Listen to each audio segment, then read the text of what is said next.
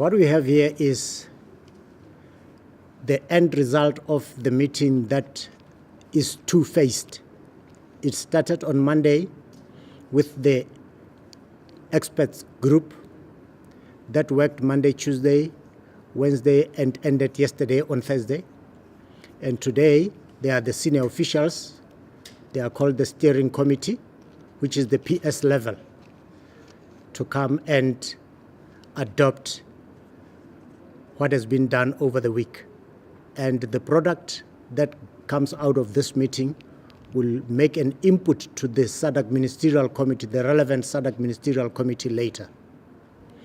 But what I'm going to do now is to give you a statement for public consumption. And I'm going to read it. Please bear with me.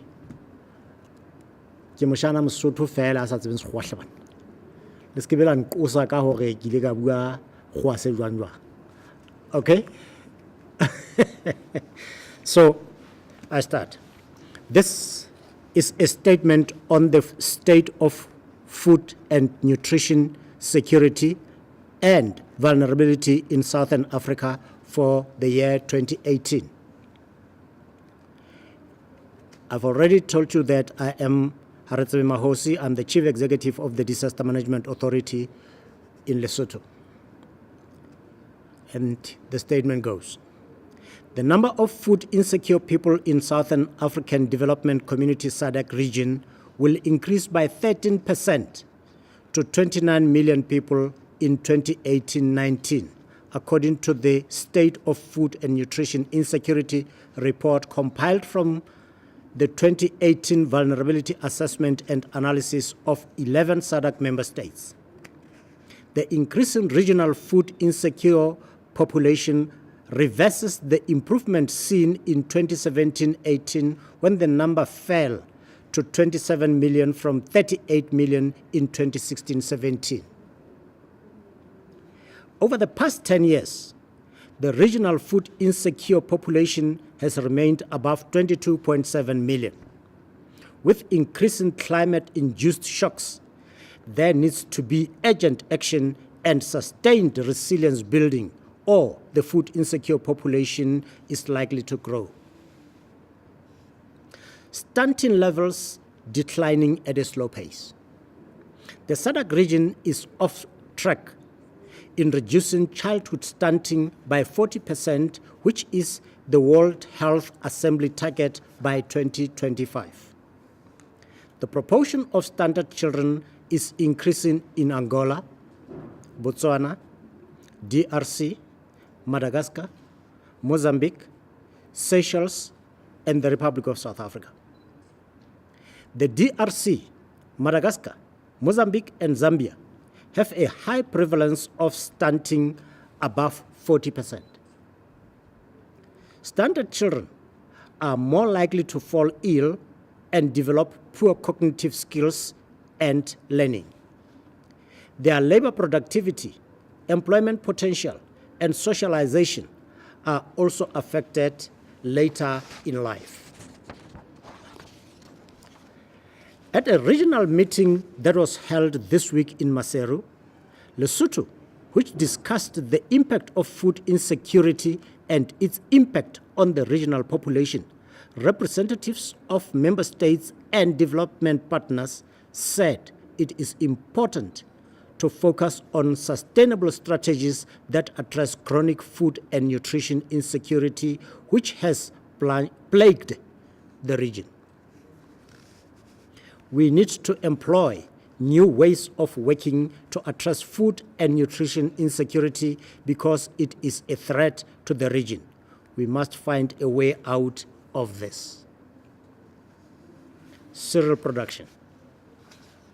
Based on the 9 SADC member states that provided cereal balance sheets for the 2018-19, the region is estimated to have a cereal surplus of 6,348,000 metric tons compared to 7,710,000 metric tons for the same countries the previous year. Carryover stocks and surplus from South Africa, Mozambique, Tanzania, Zimbabwe, and Zambia are compensating for those with deficit such as Botswana, Lesotho, and Namibia. Prices for maize grain in the region are generally low. For example, in Malawi, Mozambique, and Zimbabwe, maize prices are 20 to 33% below the 5-year average. However, given the below normal maize harvest this year, prices are likely to increase earlier than usual as farming households start depending on markets earlier. Climate change is the primary drive of food and nutrition insecurity. Southern Africa is prone to climate change and variability, which adversely affects the food security and livelihood of the population. Between 2014 and 2016, the region suffered the worst drought in 35 years, caused by El Nino phenomenon. Climate change continues to manifest as prolonged drought, floods, and cyclones. The region's dependence on rain-fed agriculture has also led to volatile output levels from one year to the next. Only 7% of the region's arable land is irrigated, yet 70% of the population relies on agriculture for a living. The first half of the 2017-18 agricultural season was affected by an extended dry spell from late December 2017 to late January 2018 in central parts of the region, causing a significant negative impact on early planted crops. Although the improved rainfall experienced between February and March 2018 aided crop recovery in some areas, permanent wilting occurred in others. In Madagascar, Cyclone Ava and Cyclone Aliakim made landfall and caused fatalities, displacements, damage to infrastructure, and flooding, impacting 330,000 people. Northern Mozambique was also affected by heavy rainfall in January. The report notes that global models run by international climate forecasting institutions predict an El Nino phenomenon during the 2018-19 season. El Nino has historically been associated with the more frequent occurrences of below-average rainfall in central and southern parts of the region, while the northern eastern parts of the region have historically experienced a more frequent occurrence of above-average rainfall during El Nino years. Transboundary pests and diseases. The fall armyworm is a hardy pest that now has adapted to local conditions. It is present in 13 SADC member states and continues to affect crop production, although not too significantly this year. The Regional Vulnerability Report urges the member states to use integrated pest management approaches and context-specific practices to manage the pest. The report also noted that the cassava brown streak virus was affecting cassava production in Zambia, and maize lethal necrosis diseases were in Tanzania. Highly pathogenic avian influenza, HPAI, continues to affect poultry production in DRC, South Africa, and Zimbabwe. Since the outbreak was reported, up to 32,000 chicken and ducks in DRC, 813,000 breeding stock and backyard chicken in South Africa, and 857,000 breeding stock chickens in Zimbabwe have been affected by this virus. Egg production losses in DRC, South Africa, and Zimbabwe totaled to $810 million, and cost about 3,000 job losses. Member states also reported the presence of the foot and mouth disease, peste de petit ruminant, contagious bovine plerophenomena, and Newcastle diseases. HIV, tuberculosis, and food and nutrition security nexus. The report advises that food and nutrition insecurity negatively impact the uptake of antiretroviral therapy among people infected with HIV and tuberculosis. Southern Africa experiences the most severe HIV epidemic in the world, with adult HIV prevalence of over 10% in several countries: Botswana, Lesotho, Malawi, Mozambique, Namibia, South Africa, Swaziland, Zambia, and at an estimated 26%, Swaziland has the highest HIV prevalence rate in the world, followed by Lesotho at 25%, Botswana at 23.4%. The report points out that food insecurity is a significant driver of HIV in the region and calls for more investment in community mobilization to improve access to HIV testing, prevention, and treatment services. The report also calls for creating synergies with other development sectors such as education, health, social protection, and gender equality to improve HIV outcomes.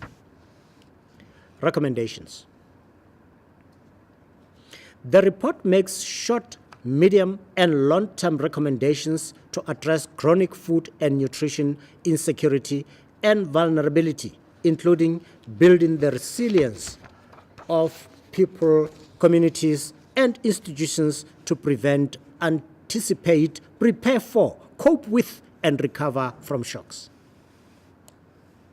It is evident that the weather influences food security in Southern Africa. When the region receives sufficient rainfall that is well distributed, the numbers of food insecure population drop. But when the region experiences extreme weather conditions, the numbers increase. Given the increasing frequency and magnitude of extreme weather events that are influenced by climate change, we must employ new ways of sustaining our food security systems and climate-proof our national strategies and plans. The report highlights the role of robust social protection systems targeting vulnerable populations, the adoption of climate-smart agriculture practices such as the use of drought-tolerant crop varieties, irrigation, staggered planting, and integrated soil fertility management. It also proposes scaling up the high-impact nutrition interventions that target children under 5 years and women of reproductive age, as well as encouraging the growing and consumption of diversified diets. The report calls on the member states to improve women and girls' access to nutritious food, education, services, and production resources, and in ensuring that they participate in policy decision-making processes. Overall, the report asks member states to prioritize programs and response planning that address these key regional issues while building sustainable monitoring and evaluation systems. Ladies and gentlemen of the media, this is the statement of the Steering Committee of the Regional Vulnerability Assessment and Analysis Committee of the Southern African Development Community. On my right is Mr. Clement Kalonga, the senior officer on these matters at the SADC Secretariat. And with this, I thank you very much. If you have something for clarity or something, maybe we can take a few of them. We are more on the communicating this report than answering technical questions. You are welcome. Any questions?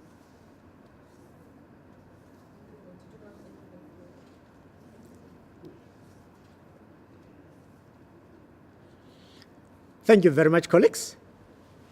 We appreciate your coming, and we hope that will serve the purpose. On a different note, and on a probably lighter note, as for Lesotho specific, we will call you to give you the Lesotho specific for the good of the local people. This is the SADC picture. Thank you very much. Thank you, sir.